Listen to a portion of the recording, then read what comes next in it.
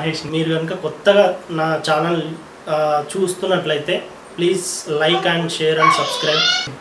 అయితే నేను ఇప్పుడు ఈ వీడియో ముందుకు ఎందుకు వచ్చానంటే, నేను మీకు కొన్ని టిప్స్ నేను చెప్దామని నేను మీ ముందుకు వచ్చాను. యాక్చువల్గా యూట్యూబ్లో నేను చేసిన తప్పులు మీరు చేయకూడదని చెప్పి మీ ముందుకు నేను ఈ వీడియో మాత్రం చేయడానికి అయితే వచ్చా.